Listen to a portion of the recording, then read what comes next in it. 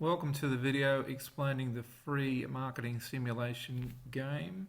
This video is designed for lecturers and instructors. Okay, so basically the simulation game is available on my website, Great Ideas for Teaching Marketing. There's the link. There's also a link on the YouTube channel. Basically, it teaches a whole array of marketing topics listed there, particularly strategy, positioning, segmentation, and return on investment. Okay, basically the key features of the game is obviously when you're using marketing simulations, they often take a while to explain. There's lots of complex rules and some students adapt to them quite quickly, while other students never quite fully understand what's going on. So what I decided to do is design a game that it can be explained relatively quickly. It's a lot of fun, creates a competitive environment, but also has enough complexity in the game once you've analysed the results and seen what happened to enable you to teach all those or explain some of those concepts which I listed earlier. Now the game can be quite flexible. As you can see, it's up to 10 teams, up to 8 rounds. You can play less teams, less rounds. It doesn't matter. If you just wanted to play a couple of rounds, you could do that in a couple of hours. Or if you played all 8 rounds, what you could do is structure it into weekly decisions or a couple of decisions per week, and you could build it over the entire course. Now, the good thing about the way I've constructed the game, it's automated. It runs on Excel. There's no macros. All you have to do is key in some basic decisions and everything is worked out for you. I've also got this video and a video for students and some documentation for students. So if you wanted to, you could also provide them with pre-reading about how the game works. But like I said, it's pretty straightforward. There's lots of Q&As, as in discussions about just different aspects of the game which relates to different marketing concepts. So there's a lot of after game review, and you could even create assignments and get the teams to work things out for part of their assessment tasks. And of course, best of all, it's a free game, okay, provided free on my site. Okay, I've just brought up the game of how it would be when you download it.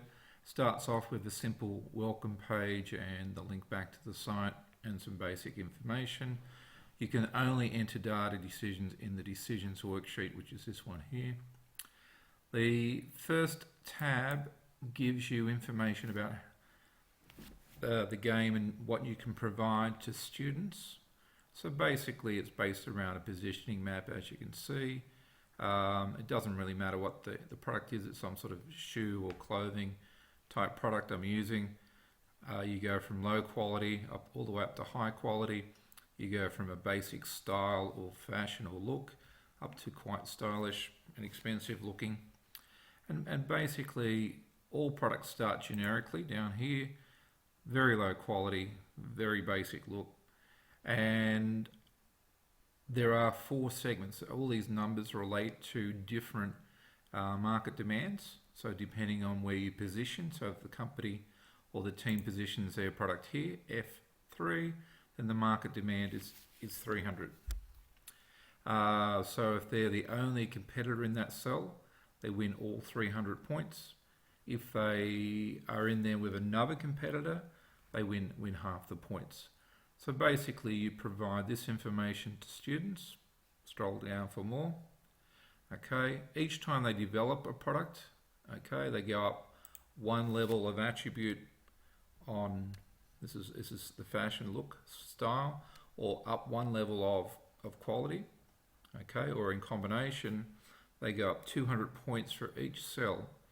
Okay, so the one at the top here, which is the best style and the best quality, costs the team 3,600 points. I'm just using points rather than any particular currency to develop that. Now each team starts with 5,000 points. That's the cost of putting a product into the market at a particular positioning. Okay, so they got to weigh up the cost versus the potential return, and of course, how competitive everybody is. So what I've done is created 4 segments. You can see the black boxes. That's the center point. This is color coded. So green's the most attractive, red's unattractive. So I've got a key segment there, there, there, and there. So you've got 4 battlegrounds, I suppose. They're the cost all outlaid. And what you can do is you can reposition a product. So a team might introduce a product, say there, H3, because it's quite large, and because it's quite close to the start, okay, you can see that it's only 800 points to get to that. So you might have multiple teams in there. So a team which is sharing those points. So a team might decide, okay, I'll come over here, and that's called a repositioning. And each time they reposition in any direction, it's 200 points. So this is just an example. If you had a product there and you repositioned it to A7, then it's 600 points. So it just helps the students understand. So their goal is to maximize sales with a good return on their investment, okay, and relative to their competition. So all they fill in, and you would print this out for them, is a decision sheet. So what team number they are, that wouldn't change. Round numbers from 1 to 8. How much profit they have for that period, that particular round. And then they just decide, well, where they were, that just helps us, and where they want to go. So all they're putting in is a letter and a number. So we come up here, we start, everything starts here.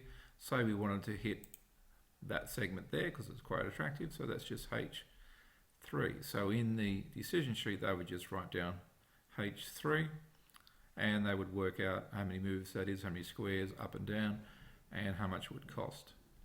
Okay, this decision sheet has, you know, key pieces of information for them to understand the budgeting side of it. So as a group, they can work all that out. So once you get this sheet, basically you go to the decisions page and you type in a letter and a number, and that's the decision. You do that for each particular team. I'll just make some numbers up. One more. So I've just put in three products there. I haven't really picked where they're going to go, but just to make it straightforward. And what happens is you enter that, okay? And down the bottom here, they've got up to 20 products that they can put in. If you put in the wrong thing, so you try to type H3 here by accident, you're automatically stopped by Excel. Okay, it says you only need a letter there. And if you type a silly number such as 25 instead of 1 to 10, the same thing will happen. So you're protected from making too many mistakes. Also, it calculates the whole budget here. And if this is okay, it means they're under budget. They start with 5,000 points. But if they were going to put one that's quite out of the way, that's a lot of points for that one. You can see that one pushes them over their 5,000. You get this message, recheck it's over, recheck the budget. Okay, so that allows you to go back to the students. Often they've miscalculated and they go, okay, we can't go there, still over there, so I'll come back, that should get us there. So they might have to scale back to A6, and helps you to explain to them to recheck their costing. And it also ensures that you don't make a mistake. And some students feel, oh gee, they got more budget, they went over budget, there was no penalty. You're protected from doing that. Okay, so that's what you have to do. Then you go to the results page. This is calculated automatically. There's no macros here at all. Okay, at this stage I only put 3 products in. So you show the sales for each team, total sales, then market share, there's total market over there, so we learn about market share. That's their best-selling product. Okay. How much they spent on the positioning or cost of move, so there's a positioning cost. Their profit for the round, their rank for the round. There's only 3 players, so these don't come into play yet. And they started with $5,000. That becomes their budget for the next period. Okay, and then it lists here for each of their products. So you can show this on the board, show this on PowerPoint, and then just put it up for a projector. And you could also allow teams to look at each individual team and each sale so they can see where they're going. Okay, so competitors can review. Also lists the top 10. We don't have 10 products yet, but as it gets competitive, you could have up to 200 products in this market, 20 products by 10 teams.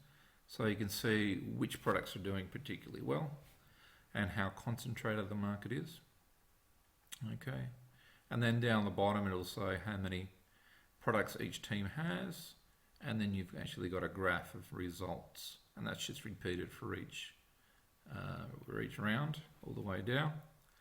Now, if you were to make a mistake with the budget, I'll put that over again, and you didn't scroll down to see this, what would happen is when you went to the results, you would see that symbol. Okay, oh, hang on, I can't show this yet, something's wrong. You go back, reset it, so the budget's okay, you come back to results, that message is not there. It's only there, it's only there when it's needed, and you can't type over it by mistake, so that's the formula. You go to delete that, and everything here is protected, so you can't by accident type over any number, so I can't change that number. Try to change that 200, it won't let you, so everything's protected. The only thing you can change is these decisions within 1 to 10 and a single letter. Okay, and the other thing you can show students is a competitive map. We don't have too many products in the market, but again, round 1, round 2, round 2 there's nothing in there yet, so round 1 we can see how many products are in each cell, so you can show this to the students. They can see what's competitive, where are people moving to, because a key part of the game is ensuring you're maximizing your results by hitting attractive segments or positionings that aren't overly competitive. So if we go back to here, for example, this one here, 1,000, if you have 2 players in that, that's 500 each.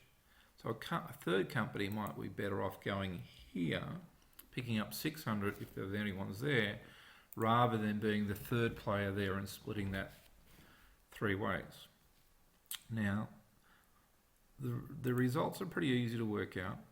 Okay, each time you do a decision, this is going to start building, and what we have on our decision sheet is a before, what you had, and what you have now. So this would be in this next decision, round 2, this would be round 1, this would be round 2. So the students would write in, okay, if there's no change, they put zero cost.